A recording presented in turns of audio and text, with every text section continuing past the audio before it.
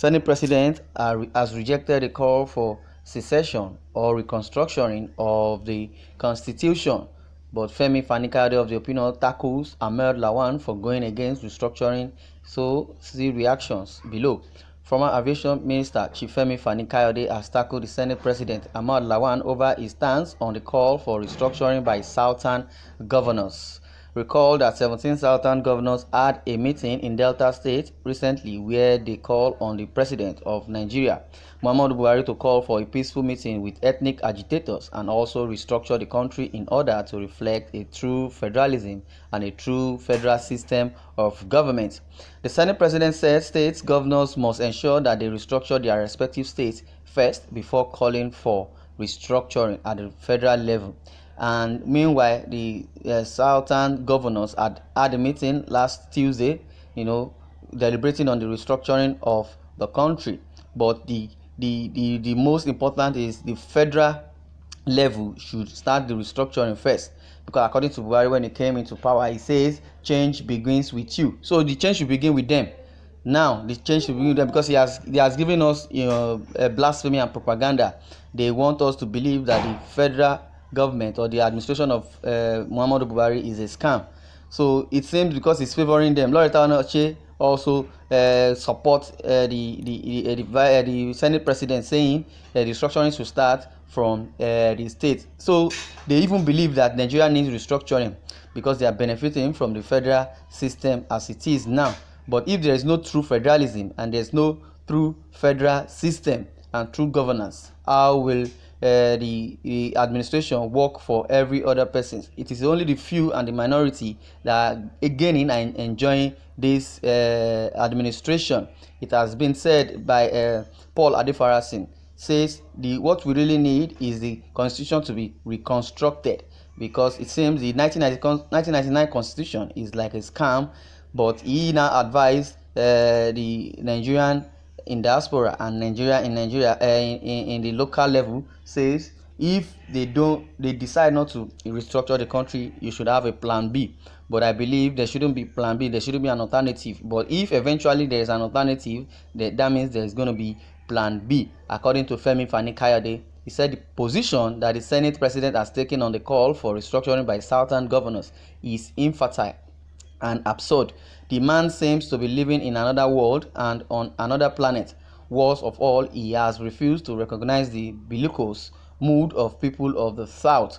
It's not even only people of the South, because it is South that are agitating. The northern part of the country is the most affected in either in the insecurity and the economic wise.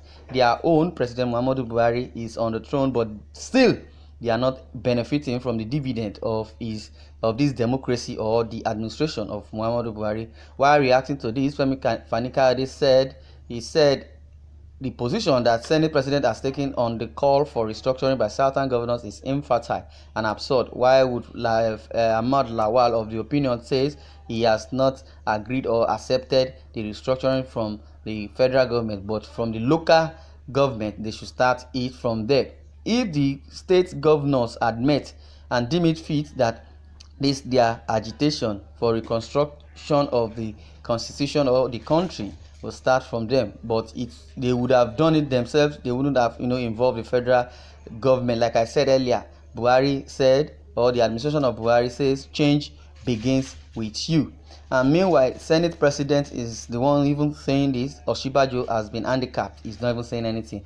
Well, social media users, however, condemn the way the Senate President played down the effort of the Southern governors. Here are a few reactions. So from Twitter handle, Deron says, it seems they are seeing themselves as executive boys, not knowing they are totally independent and representing the people, not the government. Yes, that's true. They are representing the people, not even the government. Even the governors, they are speaking just because they are the ones representing their state. So they are the voice representing the people, the masses who voted for them. So it shouldn't be as if after being elected and being elected as a governor or as a senator or whichever way, they are the leaders, they are the eyes of the people. The people have been agitating, the killings everywhere, the unrest in the northern part, though the northern people are not too vocal. They are not westernized and they are not educated. That is why they can't even protest or do anything accordingly to insecurity menace that is going on in the country. But the southern governors are more educated and really deem it fit from the cry of the masses, right from the southwest to the south to the southeast and south in general. Because as it is, even if the country is going to divide, it's going to be two regions, either the north region and the south region. So many reactions are still been trailing. Ahmad Lawan is there for the president, not interested in what the people actually want. Comment by Style Bender says Senate president is from north. You can't expect him to be against his region, or the president who is his brother from the same region and faith. But according to what this person says, we should shun nepotism. This is nepotism and tribalism, because if in the developed country can even go against racism, and according to their watchword now, it says Black Lives Matter. So for you to know that developed countries are more even better, we adopted democracy and we adopted federalism from the United States, but the way we practice our own politics here is just unbelievable. We had nepotism. Now Buhari has rejected or has been adamant not speaking and addressing the issue of insecurity, because it's been 6 years now. According to their campaign, when they were coming for the election in 2015, they promised heaven and earth. They said in 6 months the insurgency or the Boko Haram will be defeated.